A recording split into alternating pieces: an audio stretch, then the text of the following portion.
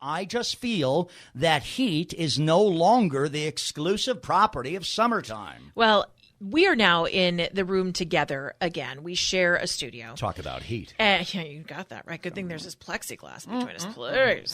Please. But thermostat etiquette is real. When you have to share space with your spouse, your kids, maybe mom or dad are living with you now. Coworker, we share a room together. Thermostat etiquette is becoming a big deal. Can I ask you a personal question? Yes. You sure? Yes. This is going to be a real person. No, ask away. Oh, gosh. Would you date someone who doesn't have the same thermostat etiquette that you do? Yes. Really? Yeah. So you're okay with someone who's like a hot-blooded person or a cold-blooded person? Well, in fact, I've been in relationships with, let me think. Oh, Christina. Mm-hmm. Okay, that was a long time. Mm-hmm. She would go, far too long.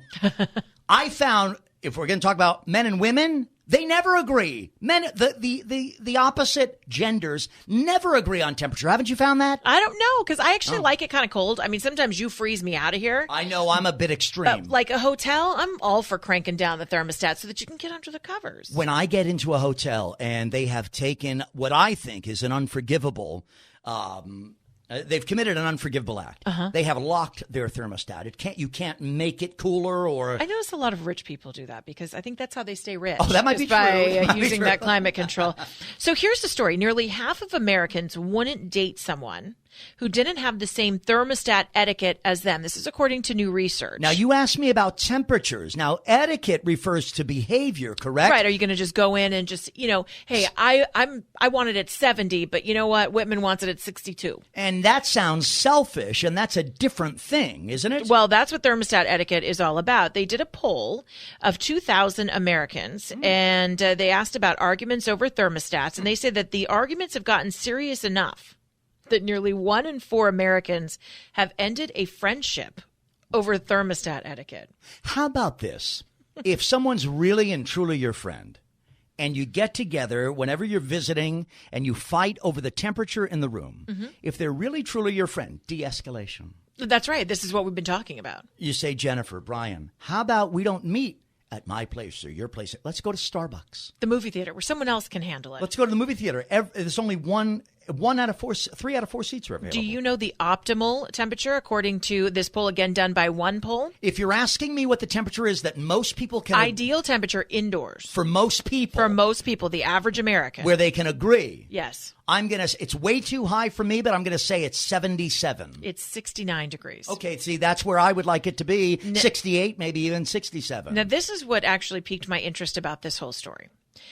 People actually don't turn on their air conditioning immediately once it warms up. I don't know that person. You have your air conditioning on when it's raining outside. I know you. You like a controlled climate. I'm at work right now, and my air conditioner... Cranking at home, right? Yes. All right. Well, apparently you are the exception here because apparently we want to save some money. 67% always think they can beat the heat just fine. According to this survey, Americans will torture themselves through 5 sleepless, sweaty, excruciating nights before turning on their air conditioning. I do have to say this. If you're going through sweaty, sleepless, or freeze... 5 nights in a row. Right. And you're in a relationship with another person who's sharing that bedroom and that bed and that thermostat and that temperature with you, and they're allowing you to go through 5 nights like that, well, then I would say, to answer your initial question, that is a demonstration of total selfishness, and I would say, I'm being serious, that's a reason to reevaluate that person's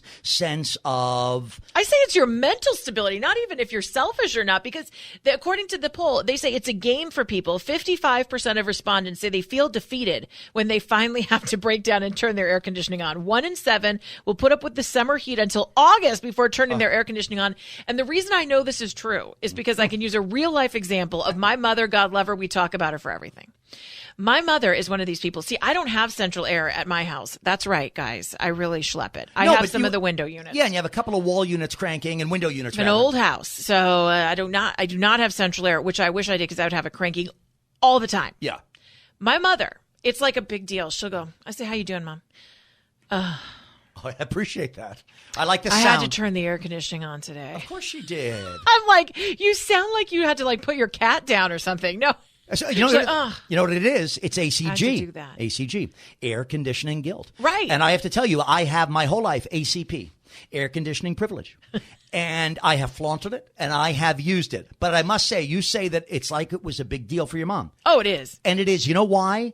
Because temperature, the climate we're existing in, is about our physical comfort. Now, if your physical comfort is being compromised because you're too hot or you're too cold, and you feel the pressure from your partner or your friend, you gave the example, in the room who disagrees because they set the darn thermostat, if you're physically uncomfortable and you feel like you have to keep your lip zipped and you have to stifle yourself, as Archie Bunker would say, and you can't verbalize that you're uncomfortable, make it cooler, well, that's a terrible situation for a human mammal. But this is so human nature. We constantly, we don't want to be waterboarded. I don't think any of it. Waterboarding is torture. So why in the world are we torturing ourselves by saying, oh, I could just put up with it another degree until it gets so hot that you can't even sleep? And people are willing to do that 5 nights in a row before they actually have a breakdown. Understood. Get off the keister and go turn on that air conditioner. No, but Jen, I never expected this from you. That is disregarding the other human being who obviously is comfortable at that temperature. I'm just talking about living in a house by yourself. People are playing this game by themselves. All My right. mom does this. Yeah. She's only got a cat living with her. She's got a cat living with her. My friend's mom. Diddy has feelings too. Oh, so cute. My friend's mom's in heaven now. She was always cold. Always cold. Anna would it was hot. Okay, so on July 4th, she would put the heat on because she was just always cold. And she'd be in a sweater. And at some point, she would verbalize to me or to her son, isn't everybody really, really cold? And you can imagine me after about 8 hours of it. Actually, no, it's not cold. It's actually blistering hot in here. It's the 4th of July, and it's 80 degrees on the thermostat.